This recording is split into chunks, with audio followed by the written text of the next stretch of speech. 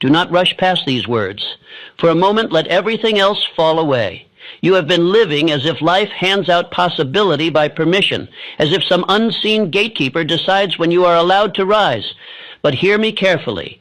You are the one who decides, and the world waits for the tone you set within yourself. There is a reason your greatest desires flicker through your mind at night and return in the quiet hours of the morning. They do not appear to tease you, but to summon you. They do not mock you. They measure you. Every dream you carry has been placed there because you are meant to decide whether it lives or dies. Most men shrink at this truth. They prefer to believe that possibility is external, selective, rare. That fortune chooses a few and ignores the rest. But nothing could be further from the law that governs achievement. Possibility expands for the man who acts as if it already belongs to him. It shrinks for the man who doubts, hesitates, and bargains with fear. Think of the quiet moments in your own life, the mornings when you wished for a different existence, the days when you felt the weight of untapped potential pressing against your ribs. You were not imagining that pressure. You were being reminded that every limitation you cling to was learned, not assigned. And whatever is learned can be unlearned. Before you hear anything more, consider this. If nothing were impossible for you, truly impossible, how differently would you think this very moment? What would you dare to attempt? What would you declare? What would you demand of yourself? Let that question rise like a flame in your mind, for it holds the key to every door you have not yet opened. Stop waiting for proof. Proof is the final stage of faith, not the beginning. You cannot receive confirmation of possibility before you act. The world reveals its resources only to the man who moves. The timid demand evidence before they believe. The strong act as if the evidence were already delivered. The tragedy is not that men aim too high and fail. The tragedy is that they aim low and succeed. You were not built to survive your days. You were built to command them.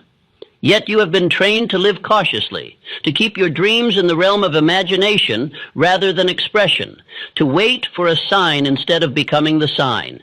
Hear this, you are the cause, not the consequence. When you act as if everything is possible for you, you rearrange your inner world, and your outer world follows like a shadow that cannot disobey its source. For the man who stands with certainty, resources appear, helpers emerge, ideas multiply, the path clears.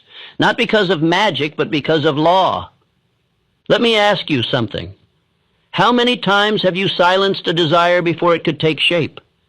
How many times have you compared your future to someone else's past and convinced yourself that the heights you dream of are reserved for those of better fortune? How many times have you lowered your expectations to avoid disappointment? Every one of those moments carved a small prison inside your mind. But today that prison's door swings open. Possibility does not belong to the gifted. It belongs to the willing. It belongs to the man who decides that he will walk as though nothing is beyond his reach, because in his inner world it already isn't. The man who acts as if greatness is his birthright attracts the opportunities that prove him correct. When you carry yourself as though you were designed for exceptional outcomes, the world tests you, but it also obeys you. It bends, it shifts, it accommodates the one who refuses to be confined by average expectations. The world is not moved by hope. It is moved by the man who steps forward as though the outcome is already assured.